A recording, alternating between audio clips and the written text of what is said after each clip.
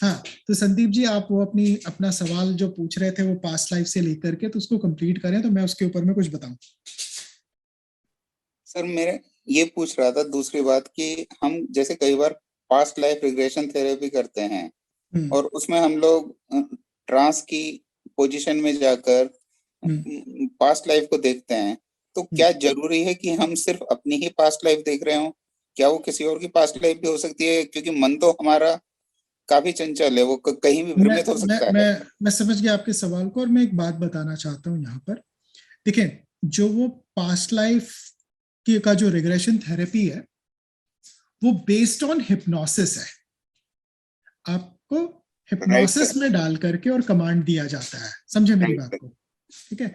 बहुत साल पहले मैं जानता हूँ इसके बारे में, और बहुत साल पहले ये होता है ना यंग एज में एक इंटरेस्ट, तो वो मैंने सीखा था, किया, देख लिया, हो गया। लेकिन मैं बताऊंगा अभी उसके बारे में। हिप्नोसिस में डाल करके और कमांड दिया जाता है। तो कमांड देने वाला जो कमांड देगा ना, उसको वही देखेगा। तो अगर कमांड देने वाले ने ये कमांड दिया कि आप अपनी पास्ट लाइफ देखोगे, तो देखने वाले को उसकी अपनी पास्ट लाइफ दिखेगी। हिप्नोसिस में इतना जरूर है। सर यहाँ लेकिन कुछ एक प्रैक्टिकल एक्सपीरियंस किसी ने शेयर किया था। वो एक हम्म। बार एक ग्रुप हिप्नोसिस थेरेपी कर रहे थे, तो उसमें कई लोगों को वो पास्ट लाइफ में ले जा रहे थे ग्रुप में। तो हम्म। कई लोग थे वो उन्होंने सेम पास्ट लाइफ देखी। कई लोगों ने जैसे देखा वो मीरा बन गए, कि उनकी पास्ट लाइफ में वो मीरा थे। तो एक साथ करंट लाइफ में चार मीरा तो मौजूद नहीं हो सकती, हम्म। और वो चारों ने देखा वो मीरा थे पास्ट लाइफ में। तो हाउ टू एक्सप्लेन दैट? नहीं, मैं उसको एक्सप्लेन कर देता हूं। इसका मतलब है दो चीजें, समझें इस चीज को। एक तो कि वो हिप्नोसिस में गए नहीं प्रॉपर। Okay sir. दूसरा कि वो मीरा की पर्सनालिटी से बहुत इंप्रेस्ड हैं, तो विजुअलाइजेशन में उन्होंने अपने आप को मीरा के रूप में देख लिया। तो वो हिप्नोसिस में नहीं गए, उन्होंने सिर्फ विजुअलाइज किया। हिप्नोसिस में जाके पास्ट लाइफ को देखना और कुछ विजुअलाइज कर लेना, विजुअलाइजेशन कर लेना, ये दो चीजें हैं। और ग्रुप में ये होता है, और मैं ये भी बता रहा हूं। अब थोड़ा सा मैं यहाँ पे एक चीज समझा रहा हूं कि हिप्नोसिस की फील्ड में भी क्या होता है, तीन तरह के लोग होते हैं। कि कोई सा भी ग्रुप ले लो, उसमें तीनों तरह के लोग मौजूद होंगे, और तीन तरह के लोग होते हैं। एक जो कि बहुत जल्दी और बहुत डीप हिप्नोसिस में चले जाते हैं। दूसरा ग्रुप जो कि मीडियम हिप्नोसिस में जाते हैं। और तीसरा ग्रुप जो कि हिप्नोसिस में जाता ही नहीं है। ठीक है। Right sir. बहुत लोगों ने मेरे पे प्रयोग कर लिया, हिप्नोसिस काम ही नहीं करता, मैं हिप्नोटाइज ही नहीं होता हूँ।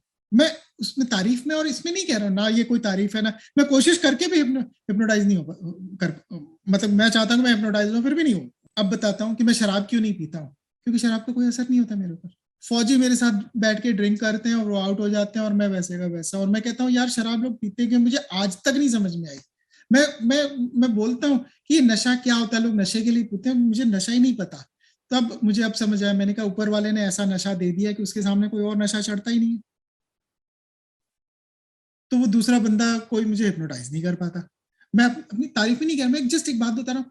किसी और का कमांड या किसी कोई और चीज मुझे अपने कंट्रोल में ले, ये नहीं हो पा रहा। शराब मुझे अपने कंट्रोल में नहीं ले पाती। ठीक है। कोई भी चीज मुझे कंट्रोल में नहीं ले पाती। मैं सिर्फ समझाने के लिए बातें बता रहा हूं। तो हर ग्रुप में तीन तरह के लोग हैं। एक जो बड़ी आसानी से बड़ी डीप हिप्नोसिस में चले जाते हैं, दो जो दूसरा ग्रुप जो कि मीडियम हिप्नोसिस में जाते हैं, और तीसरा ग्रुप जो कि बिल्कुल हिप्नोटाइज के बाहर है, जो कि हिप्नोसिस में जाते ही नहीं। तो ये हो सकता है कि जिनकी आप बात कर रहे हो, ये दूसरे ग्रुप के लोग हैं जो कि मीडियम हिप्नोसिस में जाते हैं, या हिप्नोसिस में नहीं भी जाते हो, इनकी अपनी विजुअलाइजेशन चलने लगती है। ठीक है। मीरा के बारे में बहुत पढ़ा है, बहुत देखा है, बहुत मूवी शूवी, बहुत इंप्रेस्ड है मीरा की पर्सनालिटी से, और देख लिया उन्होंने कि हम मीरा थे। ठीक है। Right sir. लेकिन जब एक्चुअल की पास्ट लाइफ को आप देखना शुरू करते हो, जब आपको दिखनी शुरू होती है, आपको दिखती है, तो फिर आपको दिखती है, आपको सब समझ आ जाता है। और मीरा तो साक्षात समा गई थी कृष्ण में। मीरा के कोई और जन्म होने का तो सवाल ही नहीं उठता है। आपका तो सवाल ये है ना कि चार लोग मीरा थोड़ी हो सकते, चार क्या एक भी नहीं हो सकते। मीरा का जब एग्जाम्पल है कि सशरीर कृष्ण में समा गई, मीरा का कहाँ जन्म होना है। हाँ, एक चीज पूछा से आपने कहा कि गुरु को आप मतलब कि आपको गाइड करता है, तो अब गुरु का सिलेक्शन जो है, आदमी किसी को गुरु बना दिया, किसी से गुरु दीक्षा ले लिया अगले ने, और बाद में पता लगा वो गुरु सही नहीं है, वो खुद ही कुछ ही गलत काम में अंडर पिजन है। बिल्कुल बिल्कुल। तो अब एक चीज बताइए, जिसने गुरु दीक्षा ली है, तो अब उनको वो गुरु तो कल्पित निकल गए, मान लीजिए किसी कारण से, चाहे सही है या बिल्कुल गलत है वो बिल्कुल गॉड नोस, बिल्कुल। हाँ, वो सवाल पूछे। वास्तव में सही है।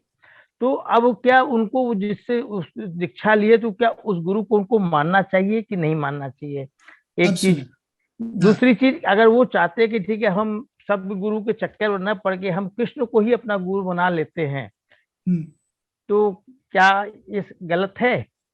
बिल्कुल। मैं अगर अब अपने को कृष्ण को ही गुरु बना लेता हूँ, भैया आप ही मेरे गुरु, मुझे गाइड करो।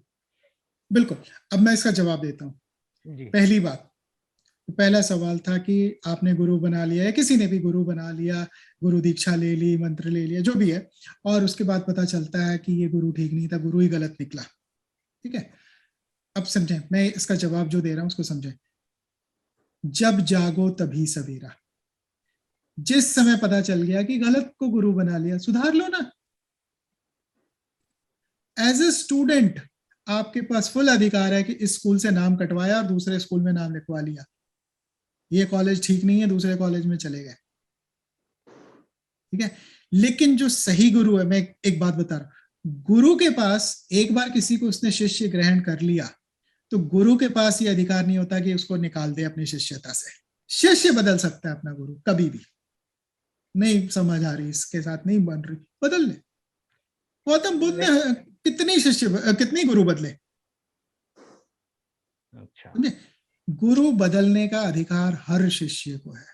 और गौतम बुद्ध के समय, जब गौतम बुद्ध एनलाइटेंड हुए, वो गुरु बने, तो बड़े सारे शिष्य थे जो गौतम बुद्ध और महावीर के बीच में फ्लक्चुएट करते थे, दोनों कंटेम्पररी थे।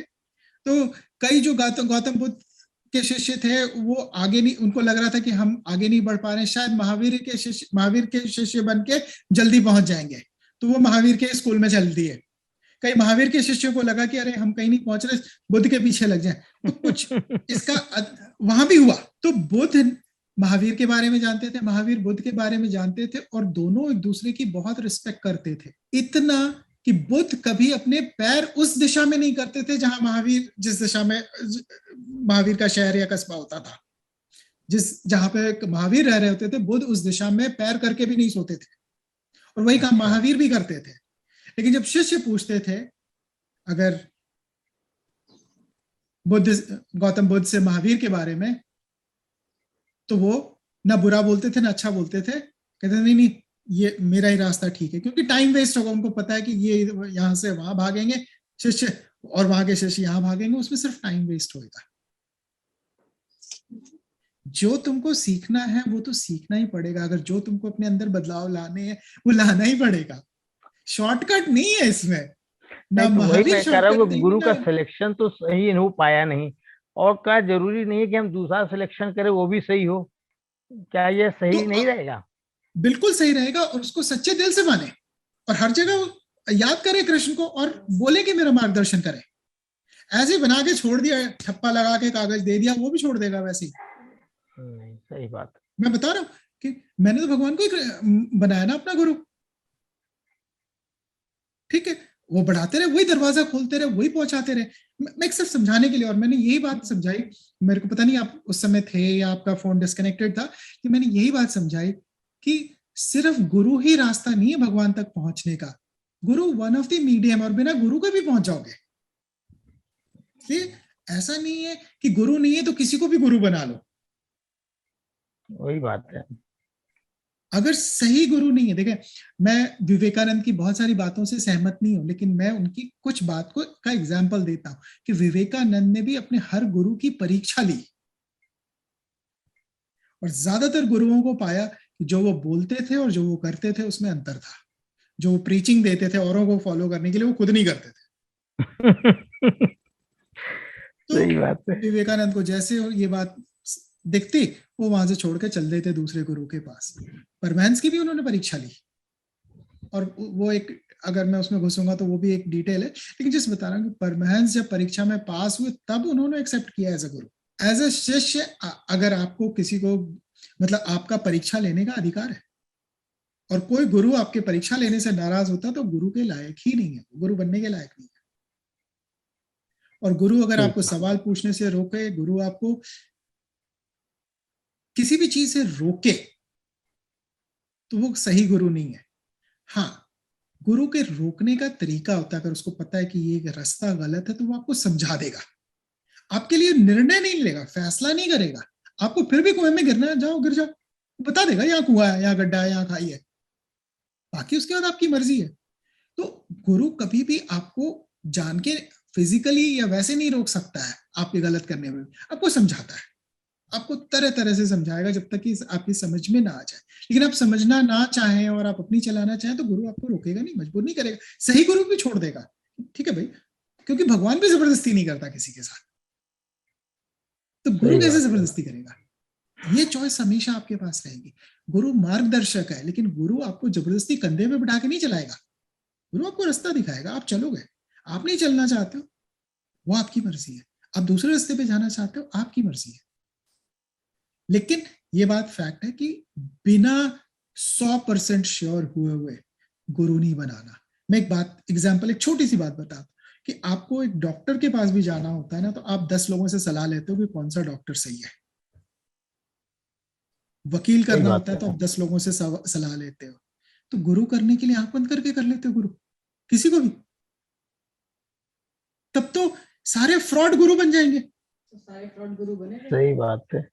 नहीं, बहुत से फेमस गुरु हो गए कि गुरु फेमस हो गया, उनके आधार पर लोगों ने सामूहिक रूप से दीक्षा दिया। अरे ज्ञान पहले से दिया हुआ है, ऊंची दुकान फीकी पकवान। मैं सिर्फ समझाने के लिए बता रहा हूं कि 5 स्टार में भी खा के देखा, खाना फीका लगता है, मुझे तो कई बार ढाबों का खाना बहुत अच्छा लगता है। मैं सिर्फ समझ के लिए बता रहा हूँ कि जरूरी नहीं कि ऊंची दुकान है तो सब उनका काम भी बहुत बढ़िया होगा और ये होगा और वो होगा, समझे? तो कई बार लोग मुझसे पूछते हैं तो मैं उनसे कहता हूं कि देखो, कौन सा गुरु सही है और कौन सा गुरु सही नहीं, ये मैं नहीं बताऊंगा, पर मैं तुम्हें सिखाऊंगा कि तुम कैसे पहचानो। मैं कभी नहीं बताऊंगा कि फलाना सही है या गलत है, यही तो नहीं पता है, यही तो नहीं पता कैसे। अब सबसे पहली बात है कि आप गुरु ढूंढ रहे हो तो किस चीज के लिए? हर चीज का गुरु अलग होगा। ड्राइविंग सीखनी है तो उसका गुरु अलग होगा, मतलब एक कहने की बात, एक कॉमन लैंग्वेज में, आध्यात्मिक वे में ज्ञान के लिए। हाँ, नहीं तो अगर ज्ञान चाहिए तो कोई जानकार को ढूंढ लो, लेकिन अगर सत्य के मार्ग पे चलना है और सत्य तक पहुंचना है, ठीक है, तब तो वही जो सत्य तक पहुंच चुका है वही आपको पहुंचा सकेगा। ये बात भी सही है, ठीक है। आपको सिर्फ मेडिटेशन करने सीखना है, तो जिसको भी मेडिटेशन आती है, जो भी टेक्निक आती है, आप उसको गुरु बना लो, मेडिटेशन सीख लो। और कई बार एक इंसान एक गुरु से सीख लिया, गुरु को जो सिखाना था उसने सिखा दिया, उसके बाद कहता है अब इससे ऊपर सीखना है तो फलाने गुरु के पास जाओ।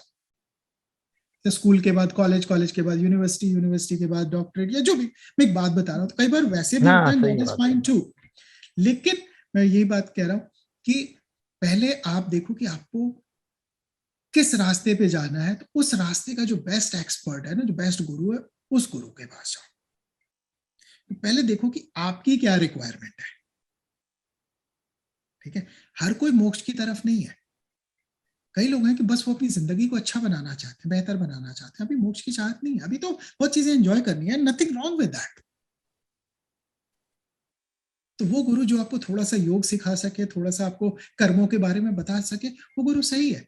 फिर आप उस गुरु के पास क्यों जाओ जो आपको मोक्ष के रास्ते पे लगा दे? अभी तो ख्वाहिशें पूरी नहीं हुई, जबरदस्ती मोक्ष थोप दिया आपके ऊपर, समझना। देखो ये भी होता है, और मैं हर किसी को ये बात समझाता हूँ, मोक्ष को भी थोपो नहीं, ना मोक्ष के रास्ते को थोपो। शायद वो ब्रह्मांड की सबसे अच्छी चीज है, लेकिन थोपने की जरूरत नहीं है। ब्रह्मांड भी, भगवान भी, निराकार भी कभी थोपता नहीं है। वो भी इंतजार करता है जब तक कि आप रेडी नहीं हो जाओगे, जितना समय लेना है ले लो। तो जब आदमी की सांसारिक विवशताओं से आदमी घिर जाता है तो सोचता है कि संसार से विदा लो और मोक्ष की तरफ चलो, ये संसार निरर्थक है। नहीं, देखें, इस बात को समझें कि वही जो मैं कह रहा हूं कि ये देखें कि आपको खुद ये पता होना चाहिए कि मुझे किस रास्ते पे बढ़ना है। फिर आपको सही गुरु की तलाश में जाना है। कई लोग बहुत हेल्दी जीवन जीना चाहते हैं, हेल्दी रहना चाहते हैं और लंबी आयु चाहते हैं, तो वो ऐसे गुरु के पास जाएं जो योग के मास्टर हैं, जो उनको योग में ट्रेनिंग देंगे और इतना योग सिखा देंगे कि वो अपनी बीमारियों को भी योग से ठीक कर लें, अपने शरीर को रोग मुक्त कर लें, लंबी आयु के लिए उनका शरीर तैयार हो जाए। मैं जस्ट एक बात बता रहा हूँ कि उनका इंटरेस्ट सिर्फ इतना है, तो वो इस तरह का गुरु ढूंढे। लेकिन अगर किसी का बिल्कुल आध्यात्मिक है कि अब मुझे ईश्वर के रास्ते पे ही चलना है, सत्य के रास्ते पर ही चलना है, तो अकॉर्डिंगली आपको गुरु ढूंढना होगा और फिर आपको उस गुरु की परीक्षा लेनी होगी, उस गुरु के बारे में आपको पूरा रिसर्च करना होगा। और यहाँ पे मैं एक चीज बताता हूँ लोगों को, कई बार लोग मुझसे पूछते हैं कि मुझे कैसे पता चलेगा कि ये गुरु सही है या नहीं, और उसका मैं एक बहुत छोटा सा तरीका बताता हूँ। और मैं वो तरीका बताता हूँ कि ये गुरु, कोई भी जो आपको लगता है कि गुरु होने लायक है या जिसको कि आप गुरु के लिए कंसिडर कर रहे हो, ये देखो कि क्या वो सिर्फ किताबों से बोलता है, स्क्रिप्चर्स को कोट करता है हर जगह, तब तो वो सिर्फ एक जानकार है। हाँ, थोड़ा बहुत मेडिटेशन कर लिया होगा, थोड़े बहुत मेडिटेशन का एक्सपीरियंस है, लेकिन जिसने सत्य को चखा है, जो सत्य के बारे में जानता है, वो स्पॉन्टेनियस बोलेगा। उसको किसी तैयारी की जरूरत नहीं है, उसको किसी किताब की जरूरत नहीं है। हाँ, एज एन एग्जाम्पल कभी वो भगवत गीता को, फलाने किताब को, वेद को रेफर कर देगा, एज अ रेफरेंस यूज करेगा, कोट कर देगा, लेकिन वो स्पॉन्टेनियस बोलेगा। उसको कोई तैयारी नहीं चाहिए, वो आपसे पहले से आपके सवाल नहीं पूछेगा, या वो किसी पूरे टाइम किसी ग्रंथ पे ही नहीं बोल रहा है, समझे। और वो कभी वो नहीं बोलेगा जो आप सुनना चाहते हो, वो बोलेगा जो वो बोलना चाहता है।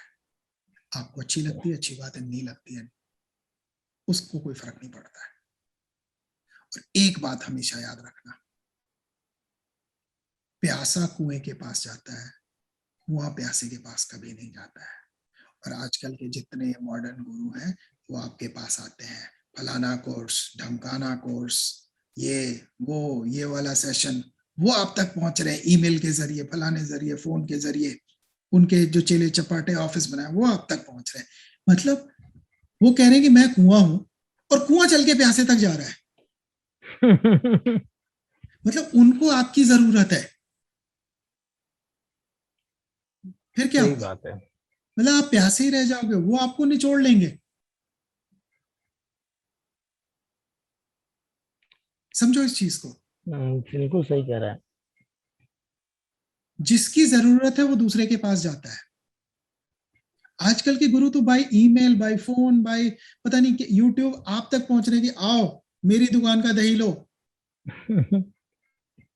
समझ रहे हो? क्योंकि उनको बिल्कुल सही आपकी कह रहा है। जरूरत है। तो यहाँ जरूरतमंद कौन हुआ? वो गलत जेन्युइन है। गुरु है कि गलत है? सही बात है। अपने आप डिसाइड करो ना। जो एडवर्टीजमेंट कर रहा है कि मेरे पास आओ, मेरा आश्रम इतना बड़ा, मेरे ब्रांचेस इतने बड़े, वो एडवर्टीजमेंट है भाई। आपने सुना है कि कुआं कभी अपना एडवर्टीजमेंट करता है, मेरे पास इतना पानी है, मेरा पानी इतना मीठा है? कोई नदी अपना एडवर्टीजमेंट करती है, या समंदर अपना एडवर्टीजमेंट करता है, या समंदर आपको बुलाता है? नहीं। आप जाते हो समंदर के पास, आपके पास ग्लास है, ग्लास भर के ले आओ। आपके पास जग है, जग भर के ले आओ। आपके पास बाल्टी है, बाल्टी भर के ले आओ। आपके पास टंकी है, टंकी भर लो। समंदर ने तो मना ही नहीं किया। और आप ना जाओ तो आपको बुलाने भी नहीं आता। आप जरा एक ईमेल कर दो, जो भी गुरु आपके नाम पे है, उनके नाम पे एक ईमेल भेज दो, और देखो उसके बाद वो आपके पीछे पड़ जाएंगे। हर महीने आपको ईमेल आ रहा है, हमारा फलाना कोर्स आ रहा है, इतने पैसे जमा कीजिए, आइए हम आपको ये सिखाएंगे, ये कराएंगे, वो कराएंगे। किसकी जरूरत है भाई? मैंने तो आज तक नहीं देखा कि कलयुग में भी कुआं चल के जा रहा हो प्यासे के पास। लेकिन इन गुरुओं को देखो, मैं किसी की क्रिटिसाइज नहीं कर रहा, मैं आपकी आंखें खोल रहा हूँ सबकी। इस चीज को इवेल्युएट करो। यहाँ तो गुरु, जिसको कि मैं कुआं कह रहा हूँ एज अ, ये वो चल के जा रहा है, अरे ये देखो मैं तुमको ये सिखाऊंगा, तुम मेरे शिष्य बन जाओ। अभी एक मैं किसी का नाम नहीं ले रहा हूँ, समझाने के लिए बात कर रहा हूँ। मुझसे पूछा गया किसी के बारे में, इनके बारे में बताइए। मैंने कहा इनके बारे में बताने वाला मैं कौन होता हूँ, लेकिन मैं एक छोटा सा सवाल पूछता हूँ कि दुनिया का नेचुरल सबसे अच्छा तैराक स्विमर कौन है? और मैं, चूंकि मैं डिस्कशन को लंबा नहीं करना चाह रहा हूं, मैं छोटे से बता रहा हूं। मछली पैदा ही पानी में होती है, पैदाइशी तैराक है, उसको कुछ सीखने की जरूरत नहीं है, वो सोते हुए भी तैरती रहती है, उसका नेचुरल काम है तैरना। मैं एक समझ पैदा कर रहा हूं। लेकिन मछली से आप पूछो कि फ्रंट स्ट्रोक क्या होता है, उसको नहीं पता। वो रोज करती है लेकिन उसको नाम नहीं पता। उससे पूछो साइड स्ट्रोक क्या होता है, बैक स्ट्रोक क्या होता है, वो नहीं बता सकती। फिर उसको बोला, अरे तुमको तो तैरना ही नहीं आता, मैं तुम्हें स्विमिंग सिखाऊंगा, मैं तुम्हें फ्रंट स्ट्रोक सिखाऊंगा, मैं तुम्हें साइड स्ट्रोक सिखाऊंगा, मैं तुम्हें बैक स्ट्रोक सिखाऊंगा, और बहुत बड़ा स्कूल बना सकते हो। ठीक है? और सारी मछलियां समझेंगी कि आपने उनको सिखाया है। उसी तरह से आजकल के गुरु है, आर्ट ऑफ लिविंग सिखा रहे हैं। अरे जिंदा तो जब खांसता है तो वो भी आर्ट ऑफ लिविंग है। मैं किसी को क्रिटिसाइज नहीं कर रहा हूं, नाम नहीं ले रहा, समझाने की बात समझा रहा हूं। जब आप छींकते हो तो वो भी आर्ट ऑफ लिविंग है, आप सांस ले रहे हो वो भी आर्ट ऑफ लिविंग है, आप नहा रहे हो वो भी आर्ट ऑफ लिविंग है, आप बाथरूम जाते हो वो भी आर्ट ऑफ लिविंग है। जो जिंदा है वो आर्ट ऑफ लिविंग के बाहर हो ही नहीं सकता है। अरे मुर्दों को सिखा के दिखाओ आर्ट ऑफ लिविंग तो मैं मान जाऊं गुरु तुमको। जिंदों को आर्ट ऑफ लिविंग, तो ये तो वही मछलियां हैं जिसको कि बेवकूफ बना लिया गया है कि भाई तुमको आओ तैरना सिखाते हैं, front stroke, back stroke, side stroke. सही बात। मैं किसी का क्रिटिसाइज नहीं कर रहा हूं, मैं सिर्फ एक समझ पैदा कर रहा हूं। समझ से टाइम हो गया, तो सबको मेरा नमस्कार। अगली बार तक के लिए फिर मिलेंगे। लोगों को हमारा ये चैनल पसंद आ रहा है तो प्लीज़ कमेंट करके हमें बताएं। अगर किसी खास विषय पर वीडियो देखना चाहते हैं तो वो भी कमेंट सेक्शन में लिखकर हमें बताएं। हमारा उद्देश्य सनातन धर्म की परंपराओं, सनातन धर्म के रीति रिवाज, सनातन धर्म की गहराइयों को समझना और समझाना है। हमारे इस उद्देश्य में आप भी हमारी मदद कर सकते हैं, हमारे वीडियोस को लाइक करके, हमारे चैनल को सब्सक्राइब करके और अपने परिवार और मित्रजनों में शेयर करके। धन्यवाद।